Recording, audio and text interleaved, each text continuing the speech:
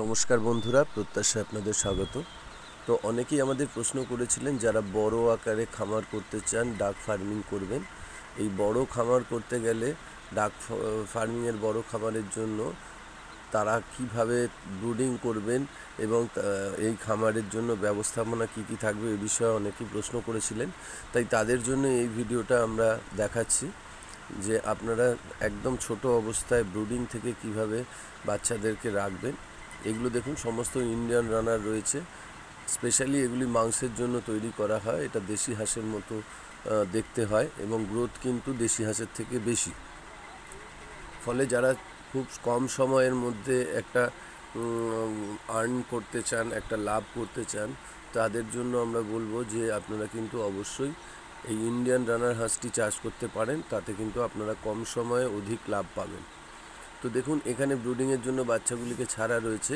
আপনারা এভাবে একটি বড় জায়গার মধ্যে ছাড়বেন এবং তলায় দেখুন একটি প্লাস্টিক বেছানো আছে। এই প্লাস্টিক আপনারা অবশ্যই বিছাবেন। এই প্লাস্টিক বেছানোর অনেকগুলি সুবিধা রয়েছে, কারণ প্রথম অবস্থাতে আপনারা কিন্তু এই ডাক চিক্সগুলোকে বা হাঁসের বাচ্চাগুলোকে আপনারা কিন্তু পেপার ফিডিং করাবেন। পেপার ফিডিং মানে হচ্ছে এই যে প্লাস্টিকটা রয়েছে, এই প্লাস্টিকের মধ্যেই কিন্তু খাবার আপনারা ছিটিয়ে দেবেন। একদম ছোট দানা খাবার আপনারা কিন্তু দেবেন।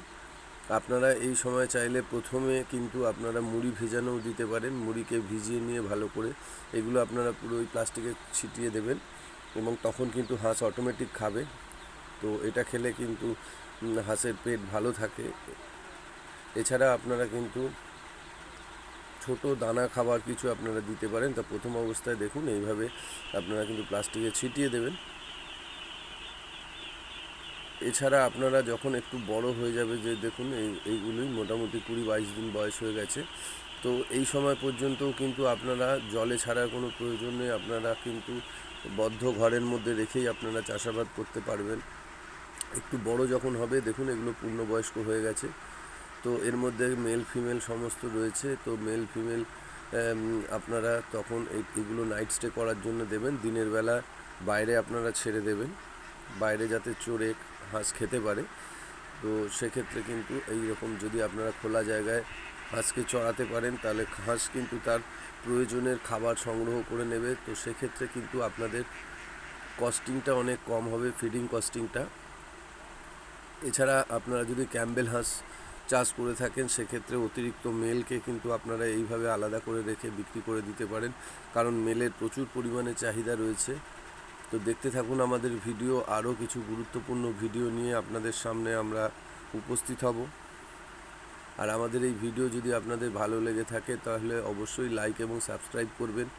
কোনো কিছু জানার প্রশ্ন থাকলে আমাদের লিখে জানাতে পারেন, আমরা কিন্তু যথাসাধ্য তার উত্তর দেওয়ার চেষ্টা করব। তো আপনারা মোটামুটিভাবে এইভাবে আপনারা কিন্তু হাঁস ফার্মিং করতে পারেন। এছাড়াও যদি কিছু প্রশ্ন থাকে আপনারা আমাদের করতে পারেন। এছাড়া আরও ডিটেলসে ভিডিও নিয়ে আমরা কিন্তু আপনাদের সামনে উপস্থিত হব এর পরের ভিডিওতে। এখানে ছোট করে একটা বেসিক আপনাদের দেখানো হলো। এর পরেরটাতে কিন্তু আমরা আরও ডিটেলস ভিডিও আপনাদের কাছে তুলে ধরব। তো দেখুন, এইভাবে খোলা জায়গাতে রেখে কিন্তু আপনারা হাঁসকে চাষ করতে পারেন। শুধুমাত্র নাইট স্টে করার মতো একটা জায়গার ব্যবস্থা থাকলেই হবে। তো আপনারা এইভাবে কিন্তু হাঁস ফার্মিং করতে পারেন।